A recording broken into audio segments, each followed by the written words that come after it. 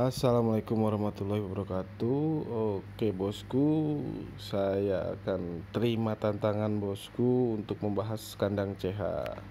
Nah, kita akan bahas persiapan kandang CH supaya teman-teman nggak terjebak, nggak salah jalan gitu. Jadi kandang CH itu kita jelasin dulu ya, kandang modern ya gitu.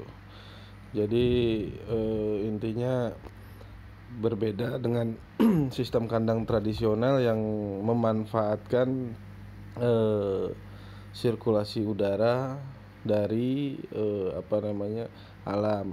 Nah, kalau di kandang CH itu semuanya teratur, fungsi alam itu digantikan dengan alat yaitu blower dan lain-lain lah, ada pendingin, ada panel segala rupa. Jadi supaya ayam lebih nyaman lagi gitu. Jadi bikin iklim suhu buatan ya gitu. Nah, jadi kandang CH nih kadang ada orang bilang ada yang full close house, ada yang semi gitu.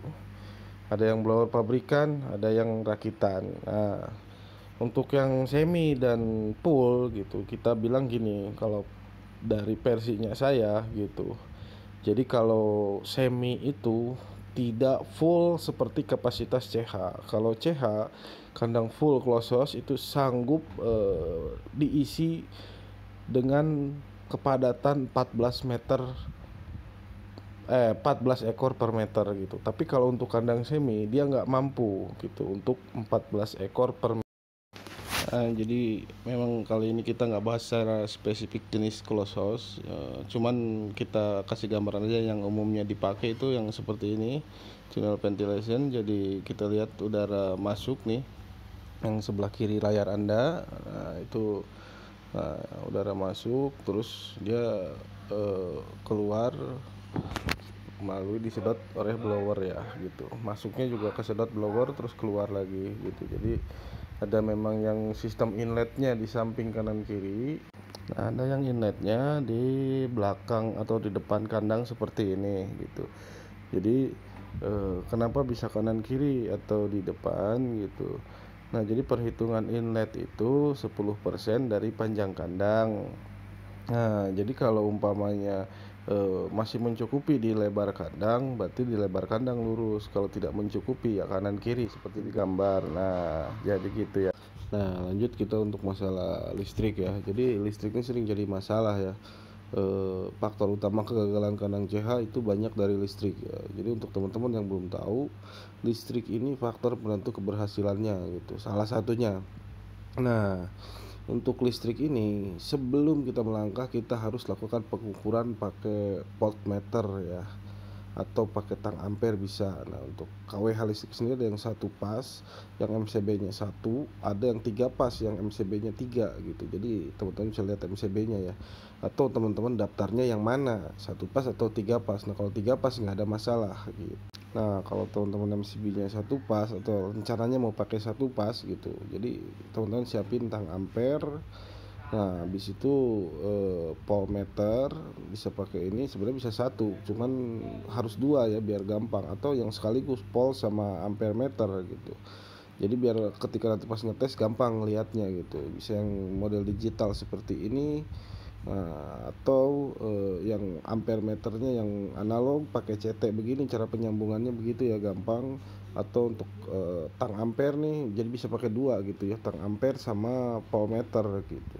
Jadi satu alat ngecek ampere kayak gini dicantumin ke setrum positif.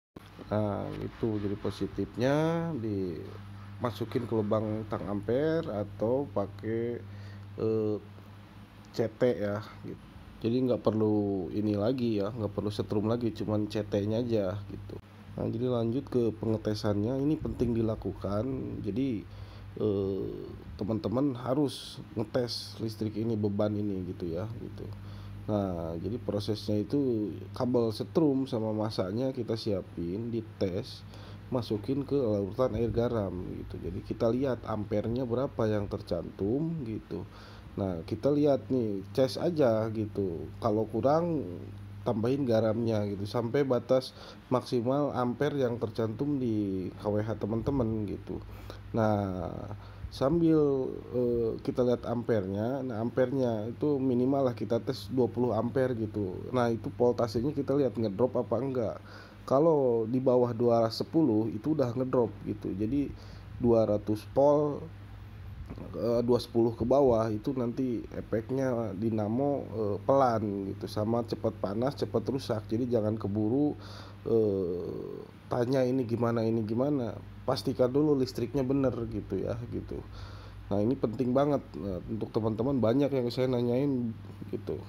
Nah, jadi ini banyak yang nanya nih, blower saya kenapa pelan, katanya anginnya kurang. Nah, sebelum kita evaluasi masalah baling-baling blower, bentuk blower, dinamo blower gitu, listrik dulu pastikan stabil gitu, minimal lah 210 ke atas. Kalau 210 ke bawah gitu itu nggak akan bener teman-teman gitu. Jadi kita bingung nanti menentukan arah selanjutnya, karena yang awal tadi saya jelaskan vital ini untuk urusan masalah listrik ya gitu.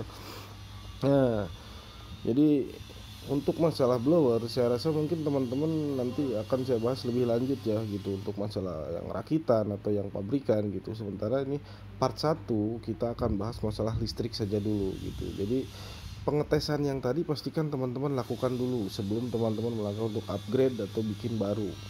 Mau 1 pas atau 3 pas nggak jadi masalah. Cuman kalau yang 3 pas itu udah langsung clear. Kalau yang 1 pas kita harus tes dulu bener apa enggak voltasenya. Kalau ngedrop, nah itu akan jadi masalah. Masalahnya akan berkepanjangan, performa juga rugi gitu. Jadi perlu dites beberapa pengetesan kecil lah seperti tadi saya katakan gitu ya.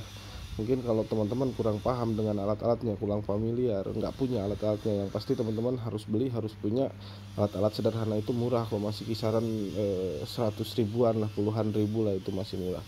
Nah, jadi tes dulu, atau kalau nggak bisa teman-teman bisa minta bantuan tukang listrik ya buat bantu ngetesnya, supaya apa, langkah awalnya bener dulu. Nah, baru ke depan baru kita bicara masalah kecepatan angin, masalah dinamo dan lain-lain gitu. Listrik panel sudah bener, nah itu baru kita bisa melangkah nih ke CH yang selanjutnya. Ini kan ceritanya kita bikin ya, bukan pakai konsultan lain lagi teman-teman. Kalau nyerahin ke pemborong kayak saya atau ke konsultan CH, itu sudah pasti dilakukan pengetesan dan lain-lain yang intinya bener lah teman-teman, tinggal bener. Tapi kalau teman-teman memang upgrade sendiri dengan tujuan lebih murah, teman-teman harus lakukan persiapan-persiapan itu. Pertama listrik, nanti yang kedua masalah rangka kandang, masalah tirai, plafon dan lain-lain, masuk dinamo, pendingin akan saya bahas. Jadi ini part 1 dulu masalah listrik ya. Pastikan itu dulu. Nah, pengukuran pengetesan itu yang penting gitu untuk 1 pas ya. Solusinya nanti akan kita bahas lebih detail di video selanjutnya. Cara mengatasi ngedrop, solusinya, alat-alatnya apa saja, nah kebutuhan listriknya seperti apa. Nah, nanti kita lanjutin lagi part-partnya. Yang penting video ini ada yang nonton. Kalau nggak ada yang nonton, bingung juga ya kita bikin konten. Yang penting teman-teman rajin-rajin lah nonton, share, terutama kalau habis nonton di like atau di subscribe channel ini ya gitu. Jadi biar ada penyemangat lah gitu, penyemangat buat kita lanjut untuk konten-konten selanjutnya, supaya teman-teman bisa seperti orang lain bikin CH dengan biaya yang murah meriah gitu. Terima kasih sudah menonton, nantikan video selanjutnya. Oke, selamat siang.